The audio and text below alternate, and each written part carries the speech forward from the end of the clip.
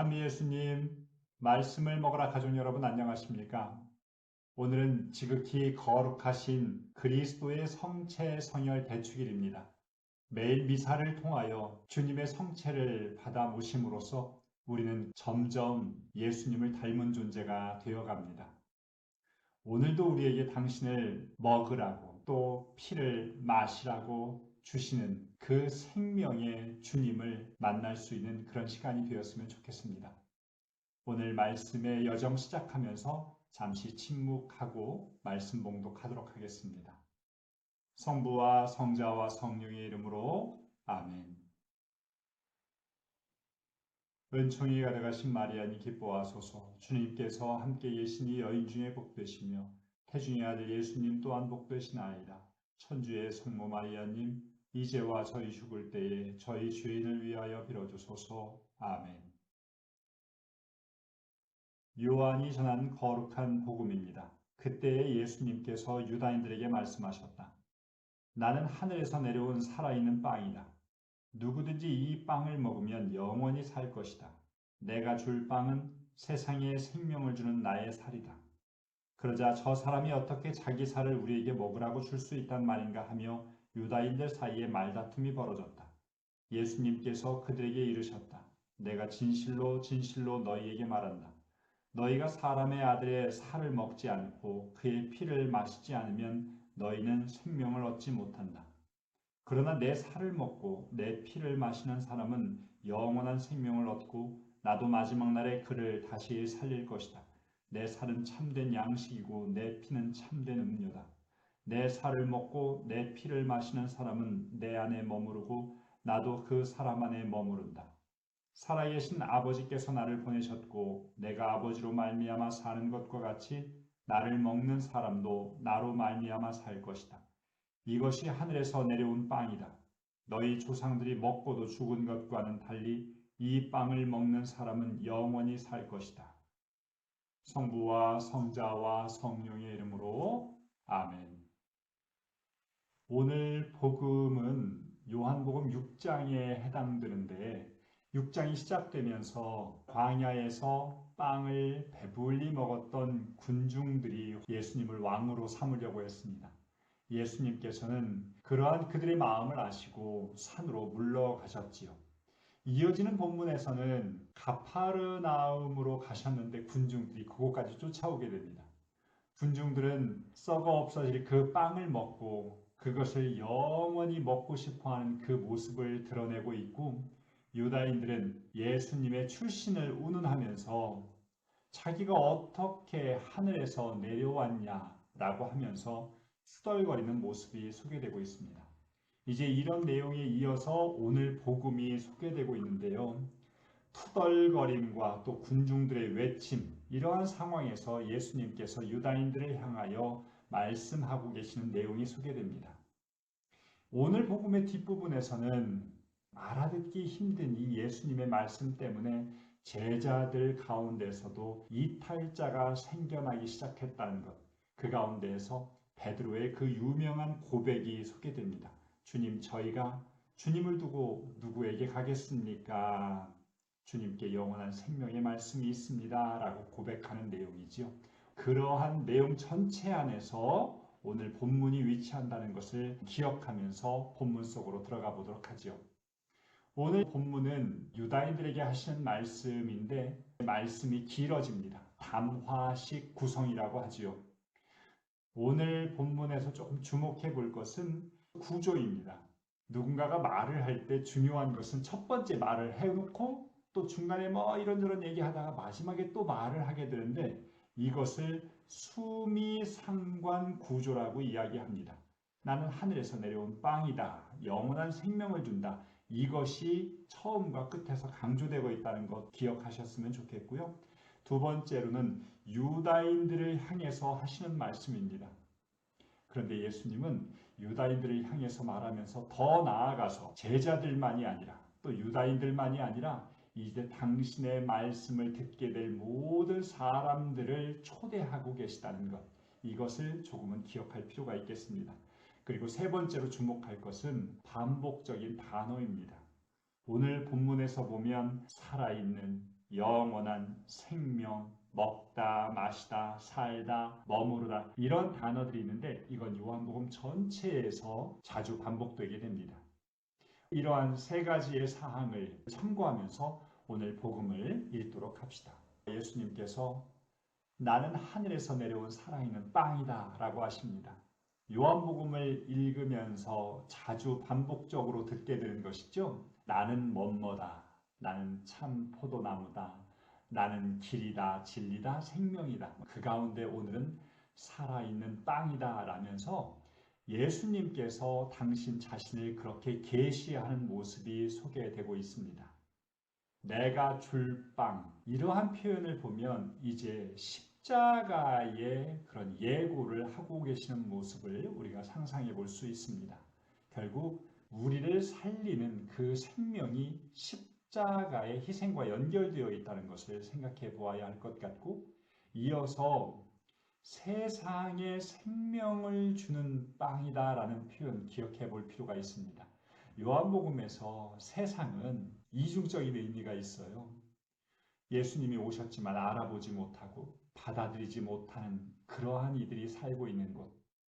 동시에 하느님의 사랑을 받는 곳이 세상입니다.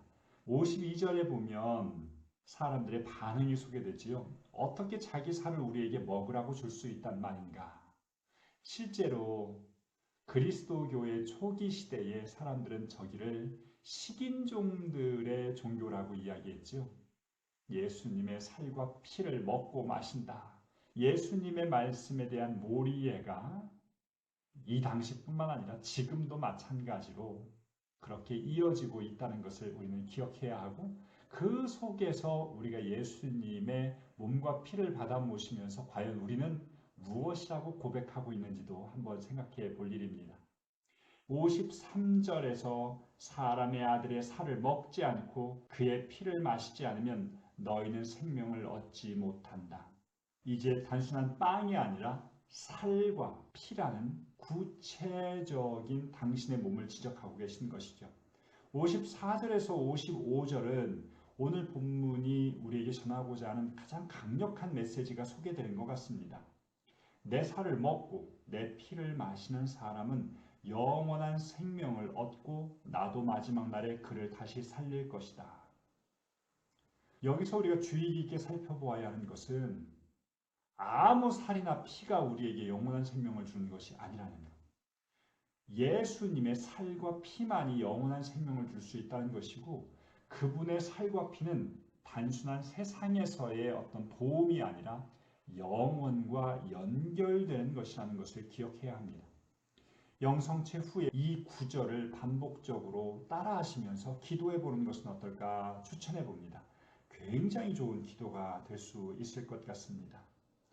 55절에서 참된 양식이라는 표현이 있는데요.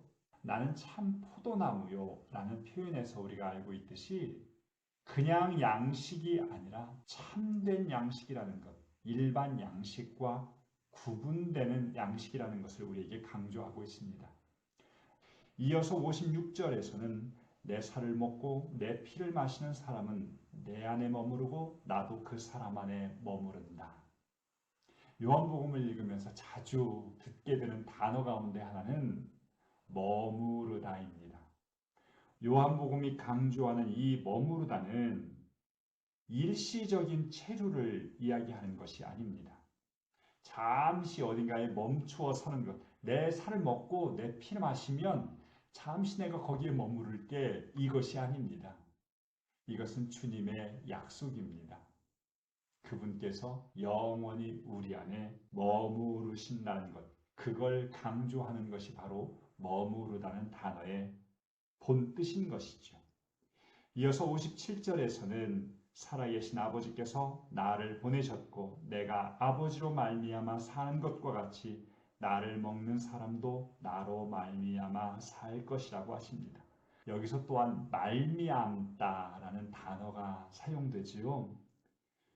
예수님께서 하느님의 힘을 받아 사셨듯이 우리 또한 예수님의 몸과 피를 받아 모시면 그분의 힘으로 살게 될 것, 그것이 바로 말미암다라는 단어에 표현되어 있는 것 같습니다. 58절 마지막에서는 이것이 하늘에서 내려온 빵이다. 조상들이 먹은 그 빵과는 다르다라고 하시면서 첫 번째 구절에서 소개되었던 하늘에서 내려온 빵, 이것을 다시 한번 강조하면서 마무리하고 있습니다. 저는 오늘 복음 안에서 나를 먹는 사람도 나로 말미암아 살 것이다. 이 말씀을 여러분들과 함께 나누고 싶습니다. 이 말미암다라는 단어에서 풍겨지는 그 의미는 단순히 예수님 덕분에 도움받으며 살 것이다 라는 그런 차원을 뛰어넘습니다. 이 성경의 언어는 어떤 것의 원인, 수단, 이것을 의미하는데 내 삶의 원인, 살아가는 수단, 이것이 예수님이 된다는 것입니다. 말하자면 차의 엔진이 바뀌는 것. 우리가 성체를 받아 모시면 내 삶을 지속하는 엔진 자체가 이제 돈, 관계, 나의 능력, 나의 이상, 이것에 의해서 움직이는 것이 아니라 예수님에 의해서 움직이게 된다는 것을 의미합니다. 예수님으로 말미암아 살기 시작할 때 우리 삶 안에서 용서라는 것도 사랑과 희생이라는 것도 가능해지는 것 같습니다. 욕심이 가득한 그 엔진으로 살면 용서가 어떻게 가능하고 희생과 봉사가 어떻게 가능하겠습니까? 성체를 모신다는 것은 세상의 기준으로 말미암아 사는 그 삶에 대한 포기를 의미하고 삶의 원리가 바뀐다는 것은 주인이 바뀐다는 것을 의미합니다. 저는 그리스도교의 특징을 오늘 성체성혈 대축일안에서 보기도 하는데요. 다른 이방의 수많은 종교들은 사람들이 신께 제사를 바치기 위하여 목숨을 바칩니다. 그런데 우리 그리스도교는 예수님께서 우리를 위하여 살과 피를 바치는 종교라는 것, 이것이 참으로 특별한 것 같습니다.